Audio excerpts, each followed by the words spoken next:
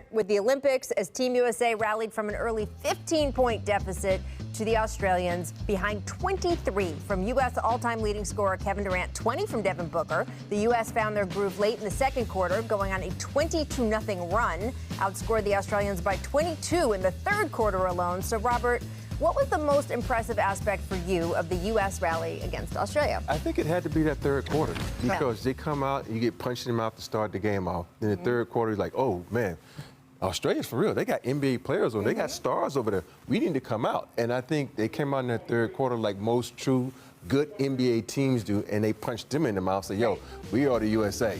We are the team that's going to win gold, so this is what we're going to do. Kevin Durant, take over. Drew Holiday played some good defense, and that's what the U.S. did. I think it took them a while to learn who's the top dog on this team because when you get this much talent together, it's hard to say, you know, I'm going to take a back seat. And I think now they're realizing, oh, that guy with number 7 on his back, he's pretty damn good. He's Kevin Durant.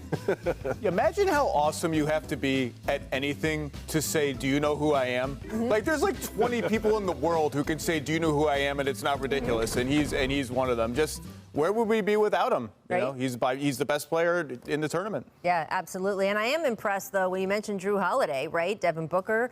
You've got guys who played so well despite no break from the finals. I mean, Drew Holiday, where is this energy coming from? But the tenacity on defense was exceptional, and Book was Book.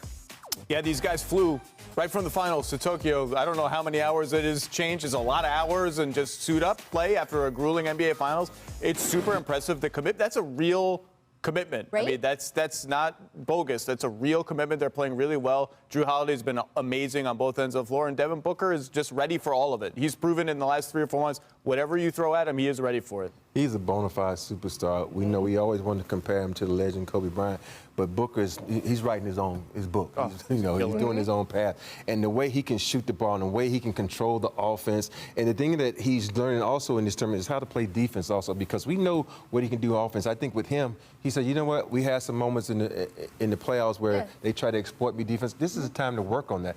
And he's doing everything. He's working on his game and he's getting better. So this guy right here is going to probably be an MVP next season. I mean, certainly an all-star coaching staff, too, you can take advantage of if you're on Team USA right now. Pop, Steve Kerr, there's a bunch of guys over there that are on that staff that can really help a guy say, oh, learn this, and then, of course, use them against them in the Western Conference. I do want to ask, seeing how as you have 7 rings, I'm just going to keep saying that. When you finished an NBA Finals, how tired were you? And the fact that these 3 guys, right, Devin, Drew, Chris Middleton, took a 12-hour flight, now are on I mean, the time change is no joke. Your nighttime is your day, your daytime is your night.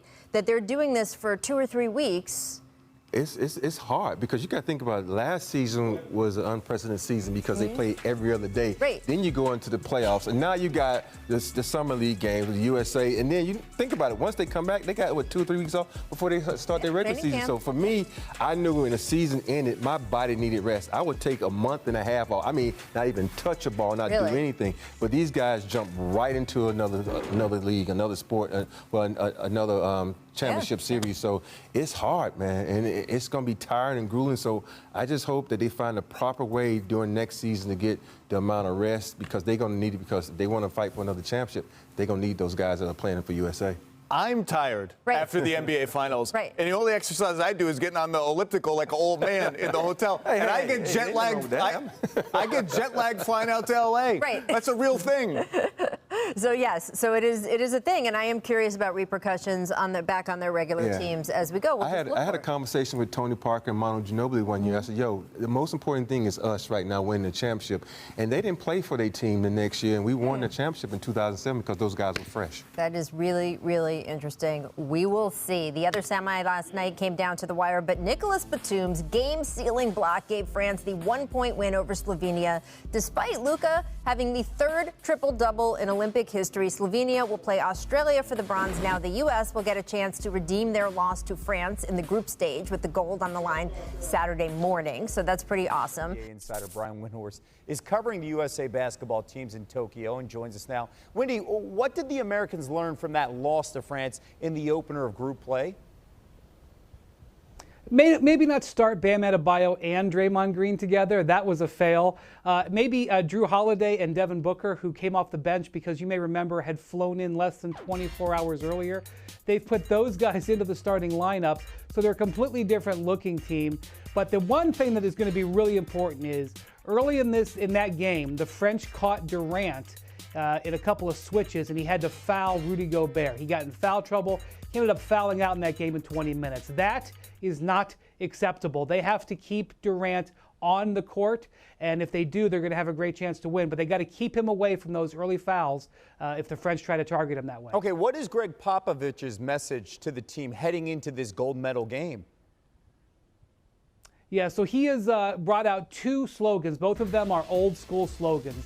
One of them is appropriate fear, which is something he's been preaching to Spurs teams for decades now, which is just because you guys are on a 4-game win streak, remember that this team has now beaten you twice in a row, and do not come out sluggish like they have done in the last 3 games, including to the Australians, as you mentioned.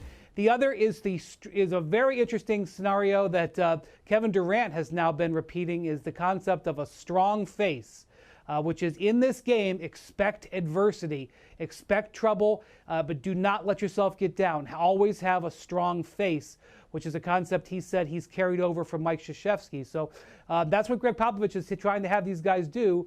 And strong face and appropriate fear, he thinks, leads to a gold medal. Yeah, Coach K, by the way, was the previous coach of the Olympic team. Keep this in mind. You know, a lot of people talking about the skies falling just a couple weeks ago. The U.S. looking for its 4th straight Olympic gold in men's basketball now if they beat France. Brian Windhorst live from